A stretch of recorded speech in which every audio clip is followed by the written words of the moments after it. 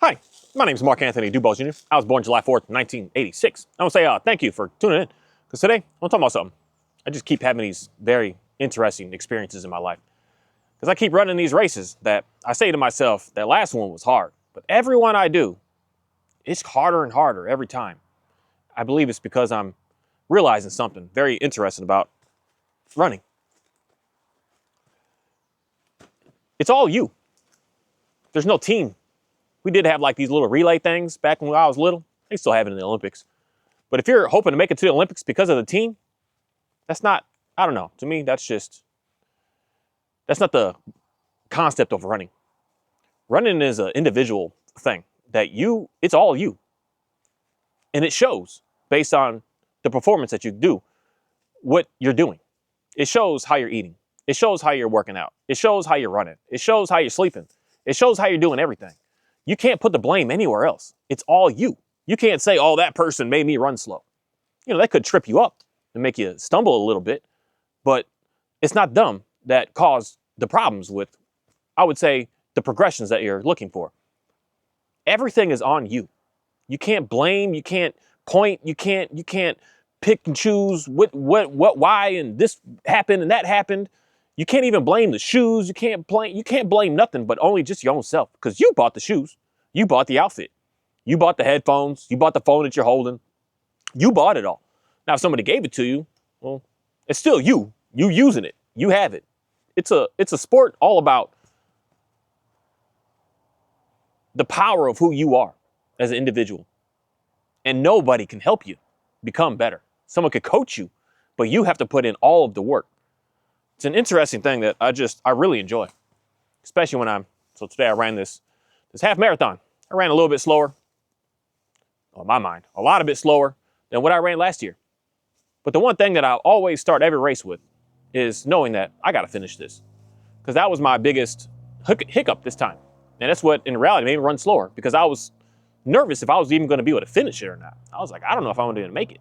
I've been having a foot problem. I've been having a knee problem. I've been having a hip problem. I've been having a shoulder problem. I've been having all kinds of problems that I was like, I don't know if I'll make it or not.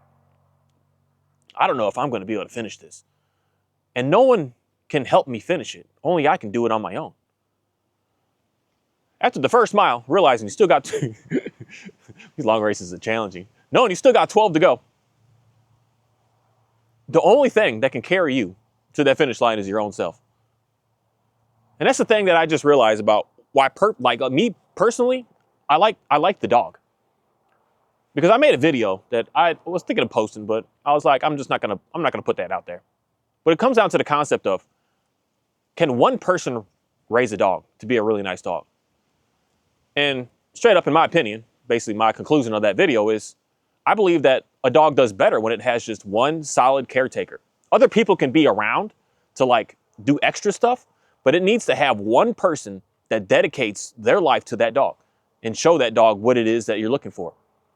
Because no one can come in reality, and you can't put blame anywhere. It's what you're doing and what you're not doing. You can't say this person did this to them, so that's why they're acting this way. You're blaming something that, again, it's under your management, under your control, under you to be able to decide what it is that you want to be able to do and how you want to be able to do some things. Because I hear this all the time, and I believe that this is one of the biggest hiccups when it comes down to so-called dog training. Because we always want to blame everything else. Oh, my wife did this to the dog, so now it's acting like this. My husband did this to the dog, and now it's acting like this. My kids do this to the dog, and now it's acting like this. As opposed to just saying, I need to step up and do something my own self. I need to put in the work. I got to put the effort in. And it shows when you put the work and you put the effort in. And it also shows when you don't do nothing. And it shows even worse when you just start to blame everybody. You start to blame the past. You start to blame the this. You start to blame the that. There's one thing about running that is really interesting. Straight up, I believe everybody can run. But as far as being an elite athlete, with any sport in reality, when you're at the elite status, not everybody, in my opinion, not everybody can do that. Some people are born with that. They're genetically made to be able to do what it is that they do. They're genetically there. A lot of these NBA players, granted, we've had a few people, like the Muggsy Bones was his name. He was like 5'6" or 5'7", really short guy, made it to the NBA. But how many guys under the height of 6'5", for instance, are actually playing in the elite levels? The elite levels is what I can say is what we're looking at when we're looking at dogs and we're seeing training and we're watching dog trainers train their dogs. You're looking at an elite athlete. You're looking at the top 1%, the top, shoot, not even 1% when it comes to this stuff. You're looking at the top 0.5%. You're looking at the exceptional, the best the best genes, the best genetics, the best of the best. That's what you're looking at. And then you're going to look at yours and say, mine's going to be able to do that. That's where I believe a lot of complications are going on. Not realizing just being able to finish is all that in reality kind of really just matters at the end of the day.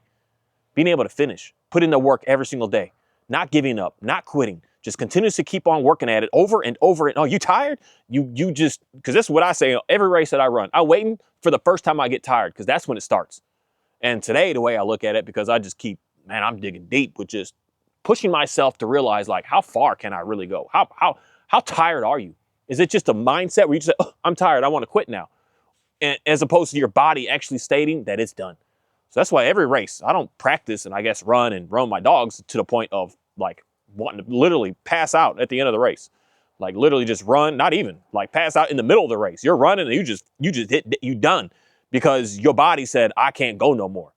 But the mind is weird because I always wait for that first time. And nowadays I look at the third time. First time is just like, we're just getting warmed up. Let's get going. The second time it's a little deceiving because I'm like, I'm tired, but you just keep push past that one. The third time I'm like, the race now started. Now the race started. And most races, I try to get to that in reality sooner than later so that I can push past that third time and realize, is there a fourth? Is there a fifth? Is there a sixth? And then when I keep going that way and I realize it's just in your mind, you are actually physically capable of being able to do just absolutely extraordinary things with who you are, with what you're about. My times are nothing compared to the elites. You know, I used to be a really, really fast runner when I was a little kid. I mean, one of my records from the Junior Olympics is still there from 96. It hasn't been broken, almost 30 years, hopefully. Oh, hopefully it gets broken. But I used to be a very, very powerful runner, and I was said at the elite status. But then I took like a 20-year break, and now I'm just a hobbyist. I just run. And when I'm running to try to act like I'm an elite, I'm trying to compete with the elites. I'm trying to get up there at the front of the line with the elites.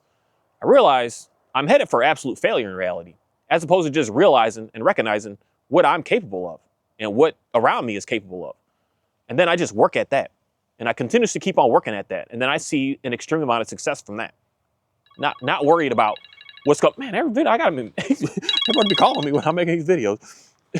I got to put it on mute next time. But I'm not worried about what they're doing over there. I'm worried about what I got to do. I'm not worried about their training package. I'm not at their level. I'm at the level that I am. This is where it's like, it's fascinating on how our world, it really works. We love, because this is why people love like working line dogs. They love the look of it. But the look of it is something that, don't take this the wrong way.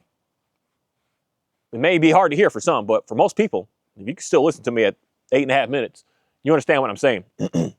The elite level is meant for an elite person. It's not meant for someone to just think that they could buy their way into the elite level. You can get you one of these 0.5% dogs that are the best of the best. You are not going to perform at an elite level in these competitions with that dog because you don't have what that actually takes in it. You can have the best running shoes on the planet. You could buy those $400, they got these Nike fancy ones that all the Olympic marathoners run in. You could buy them shoes. You are not going to run no 2:01 marathon. You're just not going to it's not going to happen. You can watch all the videos and on how they're training. You can get out there and start your training program, but you're just not going to make it. And this is the thing that I think some people get in their feelings with, of just realizing like, that's just not you. But the main thing is it's almost like a blessing in a way to just really not focus on that and focus on what you're actually able to do. And so every single one of these races, I'm kind of like, I want to run a time. I do. I think that a little bit. But in reality, I want to finish because I'm doing stuff that I've never done in my life. I've never ran. The longest race I ever ran was a 5-miler when I was in junior college. I never ran nothing past 5 miles. So I'm doing stuff in a sense of, I just want to finish. And it puts you in the mindset of realizing that it's just you out there and you got to put in the work and don't worry about who's around you. When people are passing you up, you look at them and say, oh, you just on a different game plan than me. You on a different level than me.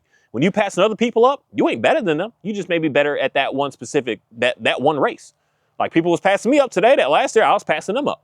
I don't know what it is. Running stuff is fascinating because it's like a tight. Everybody just starts to know everybody. These races I go to are like 6,000, 8,000. One of them is 19,000 people. But it's like when you keep going to all of them, especially when you do like 5 or 6 a year, you just see the same people. It's like everyone's just together.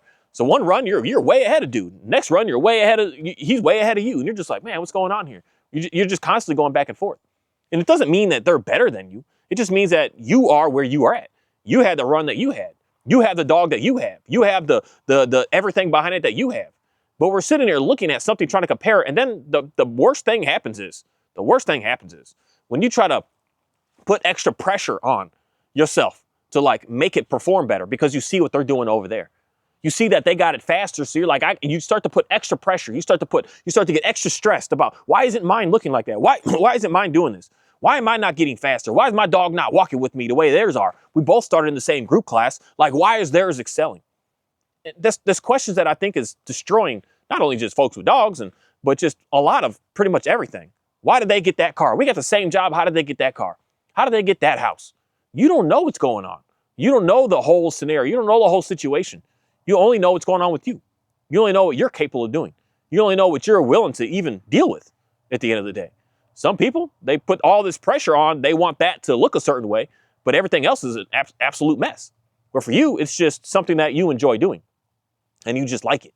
And this is the thing that a lot of people get challenged with is when somebody doesn't said practice and they're outperforming somebody. So someone that don't do nothing and you show up to, even comes down to workplace stuff. You show up to work, you've been there for 10 years and you're good at your work. And then this young little 21-year-old girl or 21-year-old guy comes in and they just get stuff done like it just doesn't make sense to you. You don't make, in 2 weeks, you was the one that trained him the first week and now he's just doing stuff. You're just like, this doesn't make sense. How is he doing this? I've been at this for a decade. Some people just, that's what it is. But if we're focused and worried on that, that's what's going to lead us to, in my opinion, absolute destruction. Destruction, absolute chaos. Because you're not worried about your skills, that you need to work on. You're worried about something else and somebody else. And that's the part that is very simple. Go to dog training again for a second is very, very misleading because they're watching these so-called professionals that are, I don't want to say that they're all elite status, but they all have way more experience than the beyond average person. Most of these guys that are said the experts, they're like 20, 30, 40, 50 years deep into this. That alone brings something to you, but you're still going to have that one or two person that comes in and just does stuff. You're just like, that doesn't make sense. But as far as the norm, there's that exception of that one person. But as far as the norm, they're going to be at an extreme advantage. And so when they get these dogs that are elite dogs, they are going to help out. They will help out. It's like, granted, the last race I was in, a guy ran the race in sandals. I was like, man, how long of a race have you ran in sandals? He said 86 miles. 86 miles you ran in sandals. But if you're running in sandals compared to the mid-range shoes that I buy, you are going to have advantage having my mid-range shoes. But you are not going to have the advantage that you will be elite. You will have a step up because, for one, running in sandals, you might not even complete the race. You're not going to make it. Straight up, it just is what it is. And I don't want to compare dogs like this. Hold on. All right, we good. When that dog barks, that means something's there. So I got to always check on that. That Oreo is like, he's usually pretty perfect. So it must be someone walking by. But I hate to compare the dogs to like footwear, but most of our dogs are like sandals, like barefoot even. And we might have just sandals. And then most of these dogs that these trainers are using are these elite style, awesome, amazing. They can go through the pressure. They can go the distance. They can keep going. They can keep making it happen.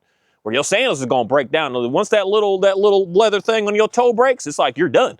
You're done with them shoes at that point. And what are you going to do now? You're not going to run barefoot over some rocks or some something. That was a trail run. That guy did 86 miles in sandals on a trail run. It just doesn't make sense to me. That's impressive. That's where I would say an elite runner can do whatever he wants to do. He can make anything happen. He can make anything look really, really good. But he still may not make it look as good if he had the better set equipment, the better stuff. But this is a concept that I think a lot of people are stumbling in. You're looking at the said expert that has like the best of the best stuff. Even if they mess up, they have like millions of chances to keep messing up. This is the thing that I can say. I mean, straight up, I just know the German Shepherds so well, especially the working line ones. You can freaking hit these dogs with sticks and beat them down, and they will perform and perform and perform.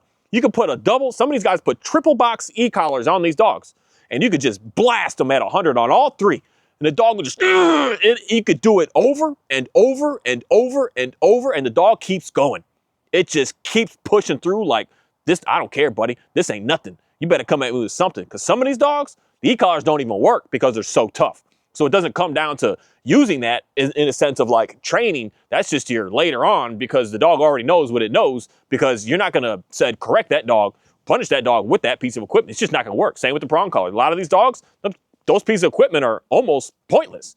It gets the dogs, they're hard. So you have like almost at the end of the day, an unlimited amount of chances. Not unlimited, but you got unlimited amount of chances that you just really can't quite mess up. But on these other dogs, my Johnny, I put a prong collar on that dog right now. I mean, he would probably lay here. If I just put it on him and he just felt that sensation, he'll just lay here. He won't move. And I go to the store, come back, and he'll still be there. I don't have an unlimited amount of chances. I can't mess this up. I can't do something and come back and say, oh, I'm sorry, oh, this, oh, that. And it puts me in, said, a different race of me understanding what I have and not looking what someone else has. Not looking at what someone else is doing with their animals, thinking I could do that same stuff with my animals. Not looking at what anybody is doing. But you got to look at what yours is, because when you're looking and worried and nervous about someone else's, that's when you apply that pressure. That's the part that's really cool about these dogs. Is again, they will perform the way that you are working with that dog to get it to perform. And when you're making your dog perform, I don't use that word making, but you're working with your dog and you're happy with where it is and how it is. That's all that matters. That's all that matters. You just want to finish the race. You just want to be able to go and do what you want to do. You don't want to go into the competition stuff. You don't want to go deep into these other little arenas. You just want to have your dog. You just want yours. That's why all we need to do is worry about finishing the race. We don't need to be on the front elite section. It may be aspiring that someone wants to be able to do that, but that again, that's where you have to want that. You have to put yourself in it. You have to get the experience. You can't just, I'm going to make this random dog I got from the shelter go to do an IGP3 course. That's irresponsible. For one, the dog, and you may get lucky and get that one, but more likely it's not going to happen. You need experience like no other. You have to dedicate your life into it. You have to work hard. Could I become a way faster runner? Yes, I could. But my goal isn't to be an elite. My goal is to finish. My goal is to just get it done. And whatever reason, someone may say, oh, you're just giving up. You don't want to push harder. You don't want to do more. No, the more that I want to do is learning how to get me better, not someone else. How to be able to learn more about myself. That concept of me, when I'm saying I'm tired, I want to push past that. I'm tired. Push past that. I'm still tired. Push past that again and keep going and keep going. That's what I want. That's the learning experience that I'm looking for. I'm not looking to get the trophy and have everybody congratulate me just because. No, I'm looking for personal growth here. And personal growth for me isn't being the best, being the winner. Personal growth is realizing that you're pushing through all the challenges, all the struggles, and you're still going regardless. You're still making it happen. And that's the thing, depending on how much time you got. You know, I got a decent amount of time to be able to do my running, but I don't have time that the elites have because that's their work. That's how they get paid. That's their job. They show up to these races because there's money. There's money today, a lot of money for these guys to make. So they show up to all these marathons, all these long races, to all these things because they're getting paid today. It's their work. That's all that they do is run, and they concentrate on that. And again, that comes down to something that I still will say is that's a genetic makeup in certain people that are just, you could do that. You're capable of that. That's not 99.9% of people at the end of the day. And that's the part where I would say is we need to learn how to stay in our lane. Stay in our lane with what it is that we want to do. Stay in our lane with what it is that we want to be able to accomplish. And you're going to realize that your life is amazing. It's absolutely beautiful. It's absolutely just, it's going to be the best of the best. Because it's going to be the life that you are working on, that you want to put the time into. And the time that you put into it is going to be shown. It's going to be seen. So if you want to go into the sport ring and you put all that work in, it will be seen if you put all that work into it. But if you just want to finish, you just want to be able to learn something about yourself along the process, to be able to get yourself into a better place. You're going to keep working at that in reality the same way as the elite is, because you're not going to quit. You're not going to give up. You're going to keep working. You're going to keep going. You're going to keep going. But your goals are going to be, I would say, a little bit different. Most of the goals of these people is, I need the ribbons. I need the trophies. I need the medals. I need that. I need that. And unfortunately, those are the people that are trying to drive us to think that we want that same thing. And some of us, and most all of us, straight up at the end of the day, again, this isn't there's going to be some guy out there that's like, let's just sit. I can't use that word. We're just going to use it anyways. There's little soy boys talking. They don't like competition and all this, and they just lose. But the people that talk like that got nothing. They got nothing. They have nothing at all. The people out there that are talking about you and how your dog looks, they got nothing. They got nothing. The people out there that talk about how you're no good at work, they got nothing. They got nothing at all. But yet we're listening to that. We're allowing them to bleed into us and wanting us to be like them. But yet they have nothing. They got nothing. They got nothing to show for what you are looking for. Because that's the thing. Someone may want that dog in the arena, the top level sport. But there's one thing that you're going to have to sacrifice. It's not going to be a family pet dog. It's just straight up. So if that's what you want, then you're going to strive to try to get to that. But understand, there's going to be differences here. There's going to be things that you have to deal with on the balance beam here. How far you want to go into certain things with how much you want to deal with. How much you want to put into things and how much you just want to just say, you know what, it's okay. I just want what I got. And when you're only focused on what you want, you're going to realize a lot of the stuff that these people are out here trying to tell you what you want and what you should have, you don't want none of that mess. Because all it is just more money. More money. Dog sports is excessive amount of money. Stupid money. It's just like, it doesn't make any sense type money. And some people just like to brag about that. Some people like to buy that house. Y'all got the same job. You know y'all make the same money, and they just bought that. And you're thinking to yourself, how? Because my numbers don't add up to something like that. That she told me the price of that house. It was $899. I mean, your tax bill alone is more than what my mortgage and tax rate is. So how are you doing that? And some people just like that. They like to just show that. But that person over there is going to say to you, oh, look at you. You ain't got nothing. But the lifestyle that they're living, more than likely, straight up, especially if y'all working, making the same money, it's trash. It's absolute trash. It is just something that you would never even want to consider. They may have something that looks shiny and looks cool, but the actual day-to-day, all-day living is absolutely horrible. And that's why the main thing is we here to finish. We're here to get done what we need to get done, what we want to get done, what our goals are, what I want to make happen. So for mine, my dogs, I'm not looking for them to be these professional athletes, the best of the best, the greatest of the greatest. I'm looking for them to be able to function in a way of me being able to just move on this lands without having to stress and worry about what's going on. That I could just speak to them and we're just good. Do I want to speak to them and they're just like, run over here and just sit down? No, I don't care. I don't care. I'm fine with, if I just look at Johnny right here and I just say Johnny and he just stays over there, I'm fine as long as he recognizes that I just said his name. That's all I care about. I don't care about anything more than that. Unfortunately, this dog, it does pretty much go every time I call him. He's pretty good. He's a real good boy today because I just stopped worrying about, in reality, turning him into being this athlete that he's not. His genetics are just they're not strong. He's not an elite. He's just, I don't even want to say average, but average is the best way of saying it. That's all that he is. That's how he performs. Whereas like my Dalmatian and my Shepherd, my other Shepherd, he's about average too. But the Border Collie, he's like how I am with running at the end of the day. I just finished, but I'm above what average is. I'm always in the 1% of finishing my time and finishing on how many people are. There's 6,000 people. I'm in the top 60. Like I'm pretty much always in that range.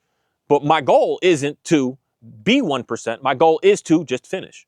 And I realize how easy things are, how easy life is. And then in the end, I start to actually have something that shows and represents something to someone else that says, wow, you are pretty good. You are pretty fast. You're not just how you really say it. You're better. And that's the biggest thing that comes down to relationship talks. And like, especially guys trying to pick up on girls. You're better to talk less about what's actually going on, being humble, than just being over and aboard.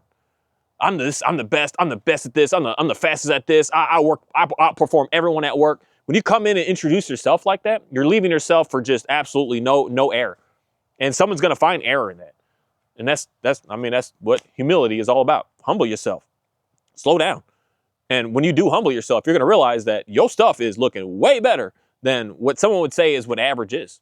Because to me, I believe all my stuff straight up. Just say my dogs. They're average. When I run races, I'm average. I may be above average, but I'm just average. I don't care if I end up in the top. I mean, all these races I do, I'm at 10%, not even 10%. I'm always at that 1 to 3% range. I consider myself average because when I put myself in a real race against the guys that are racing, I'm the 99.9 percentile. I'm way in the bottom. Way on the bottom, like nowhere close, nowhere near. The guy won this race today. He ran, I think, like a 101 something, 102. That doesn't make sense to me how a human being can run that fast, that long. It doesn't make sense. Like, it just doesn't make sense to me. So if I'm competing against that, I'm absolute trash. And that could make me feel some sort of way because if I cared about that. But that's in reality kind of what goes on with these dogs. You're looking at one that's the top 1% of the world, 0.01% of the world. And then you're trying to compare yours that is just not that. It's not an elite like that. And you're trying to compare it and thinking what am I doing wrong because mine doesn't look like that. That's absolutely destructive. Thank you. I didn't see anybody walking. That's one false alert bark he's given in a long time. It must have been something. Maybe a car was going too slow. My border collie is on point. Someone's in that driveway or someone is walking by that front gate. He's like, hey, somebody's here. I greatly appreciate him with that. But he don't bark at nothing else. Absolutely nothing. But for me, that's taken years of explaining to him what I want and what I'm looking for. And I put the time in. I didn't quit. I knew what I wanted. I wanted to my goal was to finish it. Wasn't to make it perfect. Because even there, maybe there was nobody there. He's not perfect. But my goal was to get where I wanted to get to. Not trying to compare about what I see someone else's, say, a real guard dog is like. A dog, it would run up to that gate. It would bark, bark, bark, and run back and stay out there. That's elite. He ain't that. He's average. He below average on a situation like that. But when I compare him to what I'm looking for, he's exceptional. He does everything that I want. When I'm just looking at my lens of what I'm doing. What I got, what I'm looking for. Not what they got, but what I'm doing, what I'm looking for. Man, things are just, I don't know how to explain it. Our world has really got us to try to compete with each other too much in ways that it's just silly. Absolutely silly. Just maddening. That I don't know what it is, but a lot of guys are. I've never really been exceptionally competitive. I'm cool with just doing my best and just walking away of knowing that I did my best. Not walking away of oh, well, they were better than me, and you try to one up. I've just never been a person like that. And I realized something very toxic in reality with two highly competitive people that are trying to just go at it. It's destructive because you start to do malicious stuff. You start to lie, you start to cheat, you start to deceive, you start to do weird things when you're just overly competitive with you have to be the one. You'll do whatever it takes to be the one. That's a good movie, actually. The One with Jet Li. Man, that's old. That's 2000, maybe 2001. And he would just do evil things so that he could be the one.